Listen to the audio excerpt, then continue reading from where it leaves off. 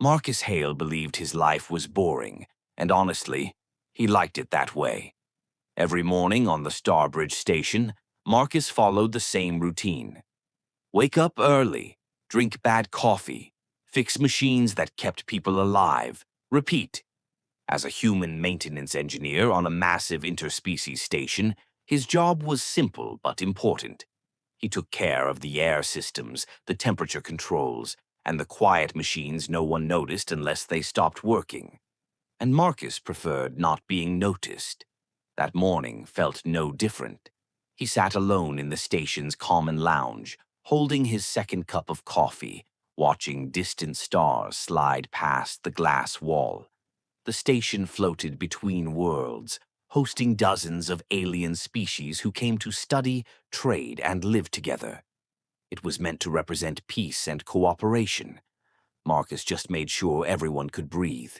He was halfway through thinking about a broken filter on Deck 9 when a soft, musical voice spoke behind him. "Marcus!" The sound wasn't loud, but it carried layers, like music mixed with words. He looked up. Standing there was Lyrian. Her skin shimmered in gentle shades of blue and silver, changing slightly with her emotions. Her eyes were large and calm, like deep water. She belonged to the Elari, a species known for sound-based communication and emotional awareness. Marcus had seen her before in the botanical wing, humming softly while plants seemed to grow faster around her. "Yes," Marcus said, surprised she knew his name. "You maintain the environmental systems," she said politely. "That's me," he replied, pointing to the empty chair. "If the air smells weird, it's probably my fault." Her lips curved into a small smile. "Nothing is wrong. My companions wish to meet you." That's when Marcus noticed them. 3 more Elari standing nearby, watching him with calm interest. Not threatening, just curious. Introductions followed. Their names were complex, filled with tones Marcus couldn't fully copy. He tried anyway. They seemed amused by his effort. Soon the conversation turned serious. "We are studying human bonding customs," one of them said. "How do humans choose partners?" Marcus nearly spilled his coffee. He explained awkwardly. Feelings, chance, shared experiences, mistakes, love that sometimes worked and sometimes didn't. The Elari listened carefully, tilting their heads, absorbing every word. "So," another asked, "humans do not test compatibility before bonding." "We kind of learn as we go," Marcus admitted. "Sometimes it works, sometimes it doesn't." Lyrian's eyes softened. "That sounds brave." The moment felt warm, almost normal. Then everything shattered. Lyrian turned to her companions, raised her hand slightly, and spoke clearly in her native harmonic language, a formal tone that echoed across the lounge. "This human is my bonded partner. My husband," she smiled. The room went silent. Marcus froze. His heart pounded. Every sound disappeared except the distant hum of the station. "I'm sorry," he said weakly. "Did I hear that right?" One of her companions stared at him in awe. "She has made a public bond claim." Marcus looked back at Lyrian. "This has to be a mistake." "No mistake," she said gently, now speaking human language. "But I owe you an explanation." Marcus swallowed hard. His quiet life was over, and he had no idea what came next. Marcus thought his biggest problem that morning was a broken air filter, but now an alien woman had just claimed him as her husband in front of the entire station, and the explanation hadn't even begun. Marcus felt like the entire station was staring at him. Maybe they were. After Lyrian's shocking words, the lounge slowly filled with whispers. Humans stared. Aliens exchanged silent signals. Someone nearby dropped a tray, and the sound echoed far louder than it should have. Marcus stood up too fast, nearly knocking over his chair. "Lyrian," he said carefully, keeping his voice low, "we need to talk. Privately." She nodded calmly, as if she had just asked him to pass the sugar instead of claiming him as her husband. They moved to a quieter corner. Marcus could feel his hands shaking. "Okay," he said, rubbing his face. "I don't know what that meant in your culture, but in mine people usually agree before getting married." "I understand," Lyrian replied gently. Her skin shifted to a soft teal color. Marcus had learned that meant honesty. "Among the Aelari, a public bond claim is not made lightly. It means I have already studied compatibility." "Studied?" Marcus repeated. "Like research?" "Yes," she said simply, "for 3 months." Marcus blinked. "You've been watching me for 3 months?" She tilted her head.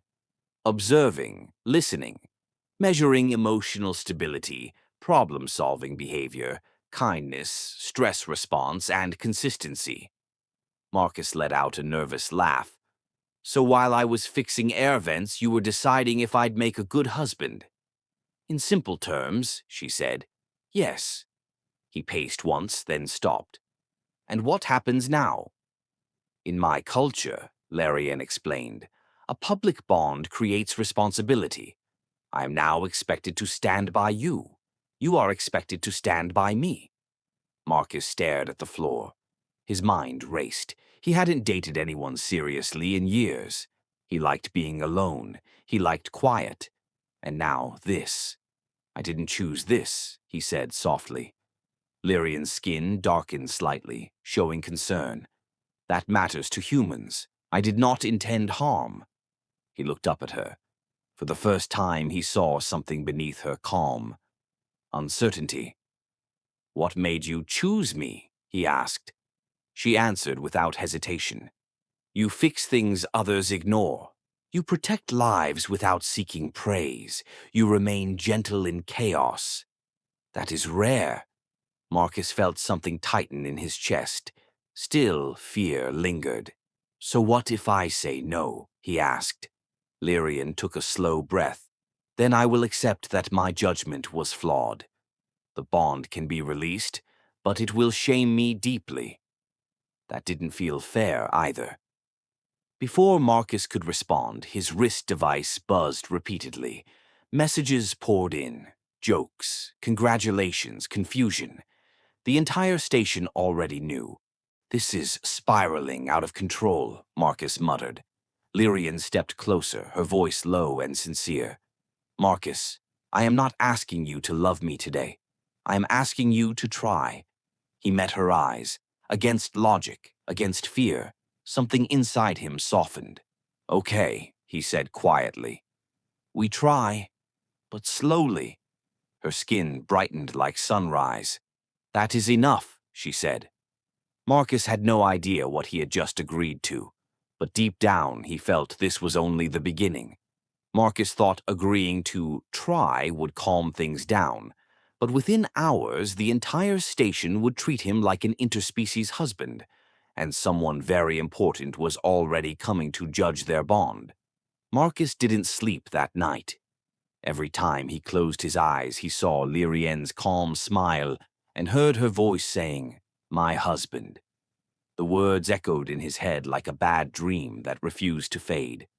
By morning, the station had already decided his fate. When Marcus stepped into the corridor, people smiled at him. Some nodded respectfully. A few actually clapped him on the shoulder. "Congrats, man," one technician said. "Didn't know you had it in you." "I don't even know what it is," Marcus muttered. His wrist device buzzed again.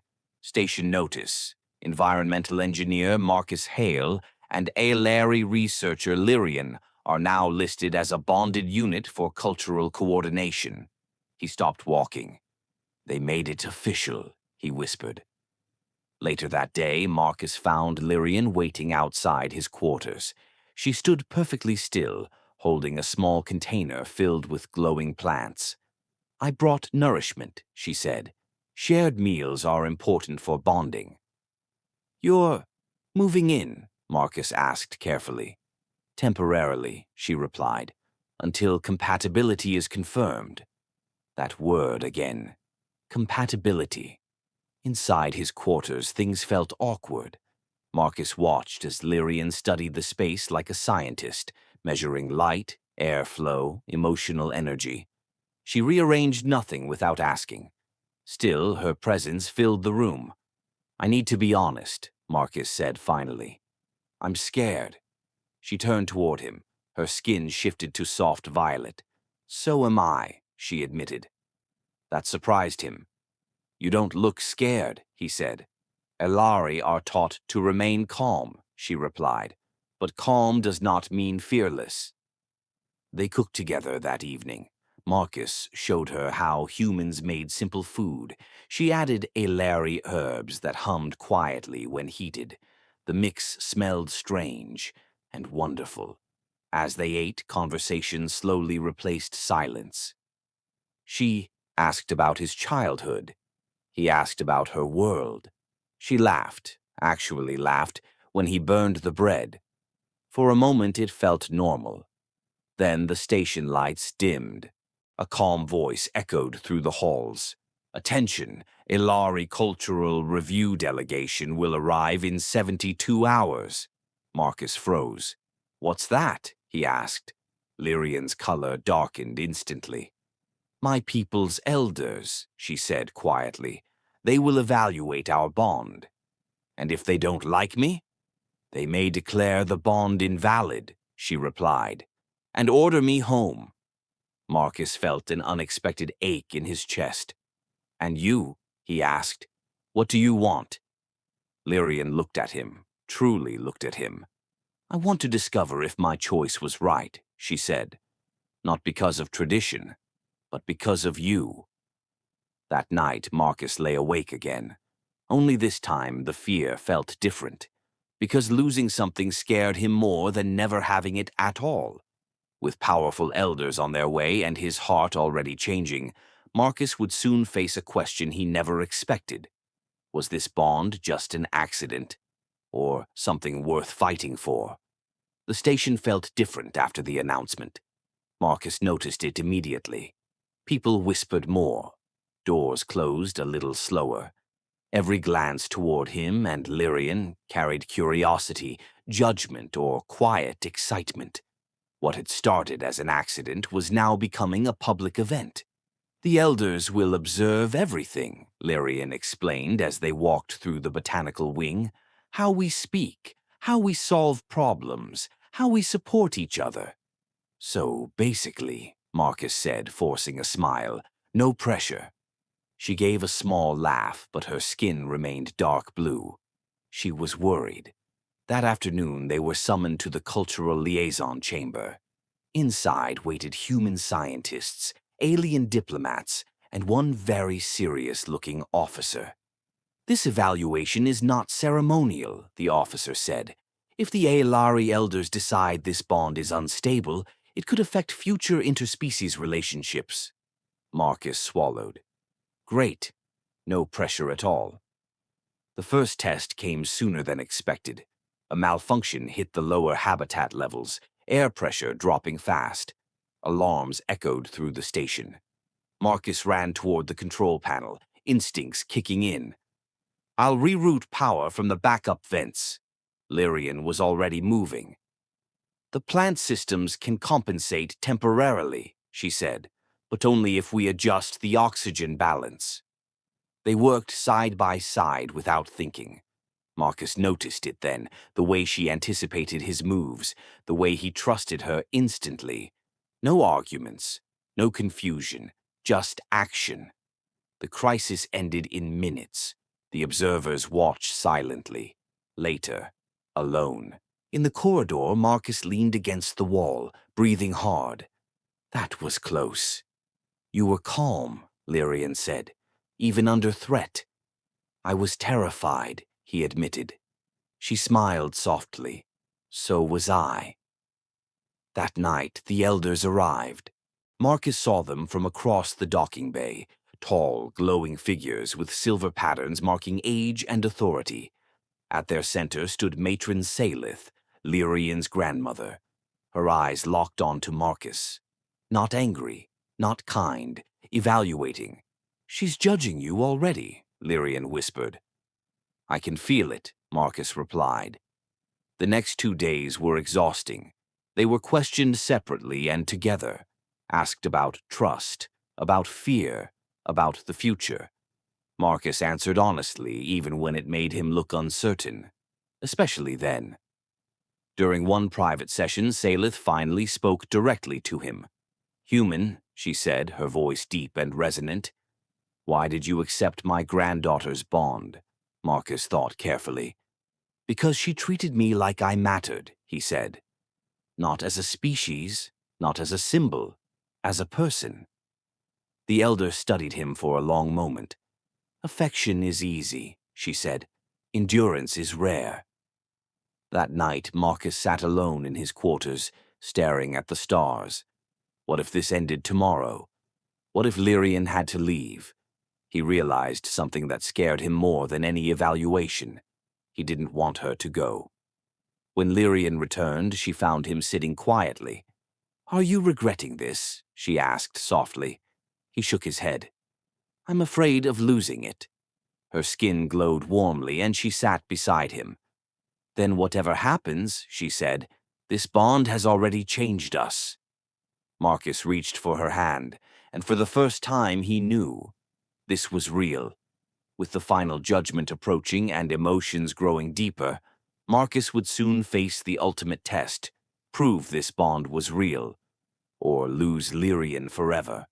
The final evaluation day arrived too quickly. Marcus woke before the station lights shifted to morning mode. He lay still, staring at the ceiling, listening to the quiet hum of the systems he had spent years maintaining. For the first time, those sounds didn't feel comforting. They felt like a countdown. Lyrian stood near the window, watching the stars fade as artificial daylight filled the room. Her skin shimmered in slow waves of pale gold and blue, mixed emotions Marcus had learned to read. Today decides everything, Marcus said. Yes, she replied softly, for my people and for us. They walked to the central chamber together. The elders sat in a wide circle, their presence heavy and powerful. Scientists and diplomats stood along the walls, silent observers to what felt more like a trial than a discussion. Matron Salith rose. We have studied your actions, she said. Your cooperation, your emotional responses, your ability to function together under stress. Marcus felt his chest tighten.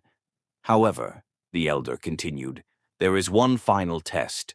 A screen activated, showing a simulated emergency, total system failure in a multi-species habitat. Limited time, limited resources. One solution required sacrifice.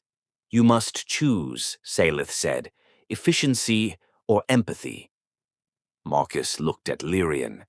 The logical solution meant saving the greatest number, but abandoning a smaller group. Alari tradition valued balance, but survival logic favored numbers. Marcus spoke first. I won't leave anyone behind, he said. Some elders reacted immediately, disapproval rippling through their colors. That choice risks total failure, Salith warned. I know, Marcus replied, but a bond means responsibility. If I start choosing who matters less, then this means nothing. Silence filled the chamber. Lyrian stepped forward. I stand with him, she said. A bond without compassion is hollow. Together, they reworked the solution. Slower, riskier, but inclusive. Their voices overlapped naturally, their movements synchronized. They didn't even notice the data changing. The simulation ended. All lives saved. The chamber remained silent. Then Salith's skin shifted, slowly from silver to warm gold. This bond, the matron said, is not weak. Marcus exhaled sharply. It is different, Salith continued, and difference frightens tradition. She turned to Lyrian. But it also shapes the future. The decision was made. That evening, the station held a quiet gathering. No ceremony yet, just space to breathe. Marcus stood alone for a moment, overwhelmed. I didn't plan any of this, he said when Lyrian joined him. Neither did I, she replied. Do you regret choosing me? He asked. She met his eyes. No, she said firmly, because you didn't just accept the bond. You chose it. Marcus smiled, emotion tightening his throat. For the first time, he wasn't afraid of tomorrow. The elders had spoken, but one final truth remained unspoken, and Marcus was about to realize that love, once chosen, demands something even greater than courage. After the elders' decision, life didn't suddenly become easy, but it became real. The tension aboard the station slowly faded. Whispers turned into smiles. Curiosity shifted into acceptance. Marcus and Lyrian were no longer a strange story people talked about. They were simply there, together. Still, Marcus felt the weight of change. One evening, as they walked through the observation ring, Marcus stopped and rested his hands against the glass. Stars drifted endlessly beyond it. I never imagined this, Her skin glowed warmly, then softened. Loss is always a risk, she said, but so is living without connection. They stood in silence for a while. Then the station alarm sounded again. This time it wasn't a drill. A micrometeor swarm had damaged several external systems. Power fluctuations spread fast. Parts of the station went dark. Panic rippled through the corridors. Marcus reacted instantly. I need to get to external control. I'm coming with you, Lyrian said. It's dangerous. So is being separated, she replied. They reached the damaged sector together. Emergency lights flickered. The air felt heavy. Marcus worked fast, hands moving with instinct and experience. But something was wrong. Controls lagged, power unstable. I can't stabilize it alone, he muttered. Lyrian placed her hand on the panel, closed her eyes, began to hum. The sound wasn't loud, but the systems responded. Power steadied. Marcus stared. You're synchronizing with the station. And with you, she said. For the first time, Marcus felt it, not just emotionally, but physically. Their breathing matched, their focus aligned. Fear faded. They fixed the damage together. When the lights came back on across the station, cheers echoed through the halls. Later, Dr. Hale, Marcus's supervisor, pulled him aside.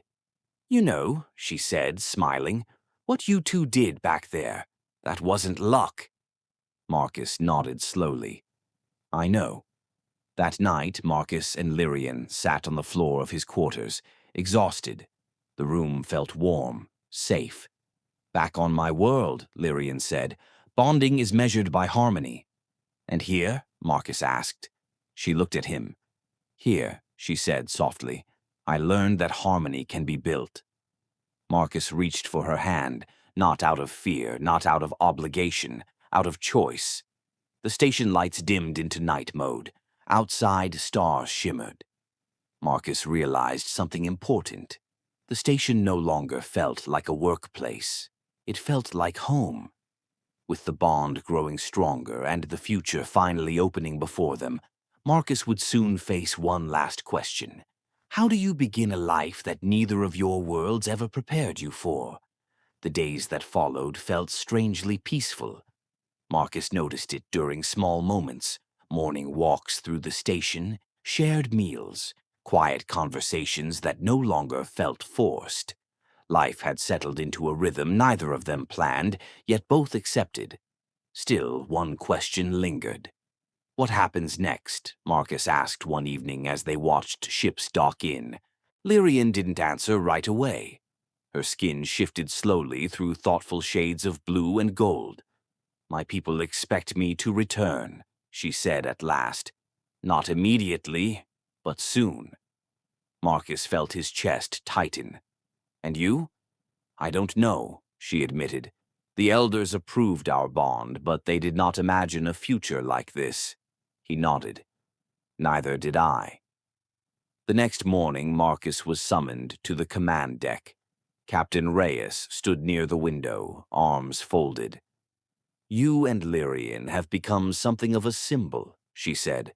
Both sides are watching. That's not comforting, Marcus replied. The captain smiled slightly. It means opportunity. The council wants to create a permanent interspecies liaison program. They want you involved. Marcus blinked. Me? You represent trust, she said, and cooperation that wasn't planned. Later, Marcus told Lyrian. Her reaction surprised him. That would change everything, she said. If you accept, you anchor yourself here. And if you leave, he asked quietly. Her colors dimmed. I would lose more than my position, she said. The truth hung between them. That night they argued for the first time.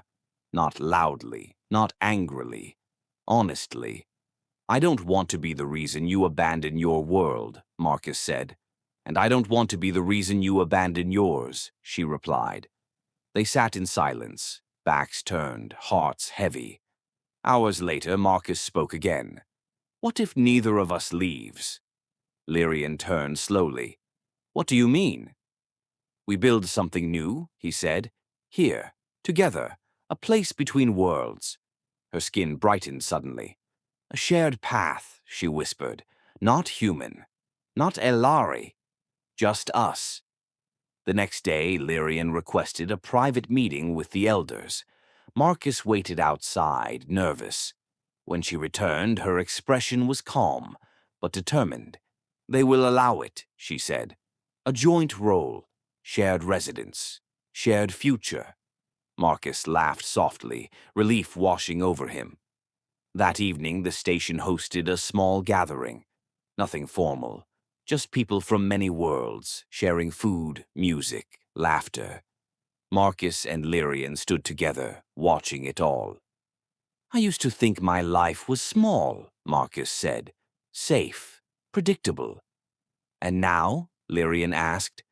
Now it's bigger than I imagined. She leaned into him gently. So is my heart. With their future finally taking shape, Marcus didn't realize that one final moment, quiet and deeply human, would define their bond forever. The station grew quiet after the gathering, not empty, just peaceful. Marcus and Lyrian walked slowly through the sleeping corridors, their footsteps soft against the floor. The lights were dimmed, and the stars outside felt closer somehow, like silent witnesses to everything they had survived together. Marcus broke the silence. Do you ever think about how strange this is? He asked. Lyrian smiled faintly. Every day. He stopped near the large observation window, the same one where he used to drink coffee alone. Now it felt different. Everything did. I didn't believe in fate, Marcus said. I still don't, really. But sometimes it feels like this was meant to happen. Lyrian studied him carefully.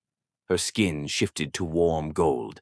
On my world, she said, we believe bonds form when two lives change direction at the same time. Marcus nodded. That sounds about right.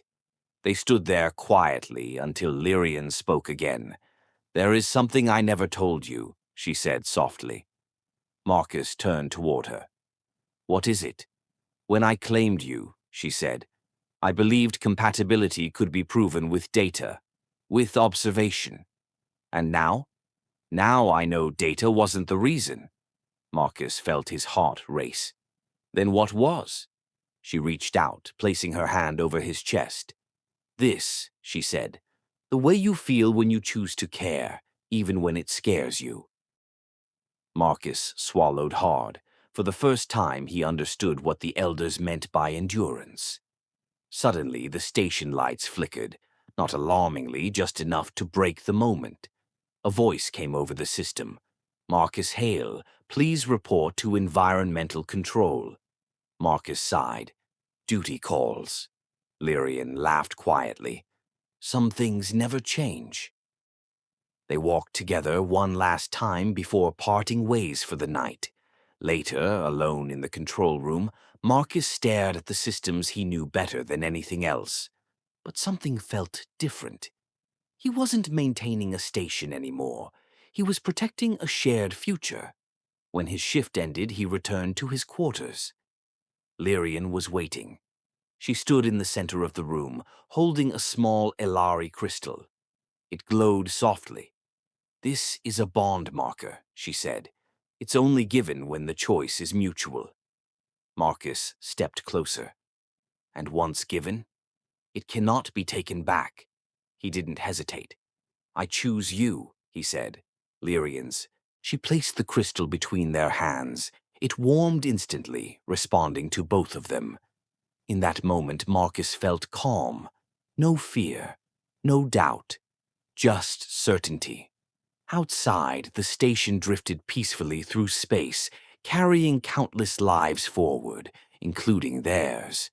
With their bond finally sealed by choice, not chance, Marcus didn't yet know that the final step wouldn't be about survival or tradition, but about how their story would truly begin. The bond crystal was placed at the heart of the station, not as a symbol of power, but of possibility. Representatives from many worlds gathered quietly, not for ceremony, but for witness. No loud music, no grand speeches, just presence, just respect. Marcus stood beside Lyrian, holding her hand. He thought back to that ordinary morning, bad coffee, broken filters, a life that felt small but safe. He smiled softly. If he could speak to the man he used to be, he wouldn't warn him. He'd thank him for staying open. Matron Salith stepped forward, her silver-marked skin glowing gently. "This bond," she said, "was not shaped by tradition alone, nor by instinct. It was shaped by choice." She looked at Marcus. "You did not seek greatness," she continued, "yet you accepted responsibility when it found you." Marcus felt his throat tighten. She turned to Lyrian. "You followed curiosity beyond fear," the elder said, "and found truth where you did not expect it." The crystal pulsed once, warm and steady. "From this moment," Salith declared, "this bond is recognized across worlds." No cheers followed, just quiet understanding. Later, as the gathering dispersed, Marcus and Lyrian returned to the observation window, where everything had changed. The stars drifted endlessly, calm and bright. "Do you ever miss your old life?" Lyrian asked gently. Marcus considered it. "I miss the simplicity," he admitted, "but I don't miss being alone." She leaned into him, her skin glowing softly. "My people believe bonds are destinations," she said, "but I've learned something else." "What's that?" Marcus asked. "They are beginnings."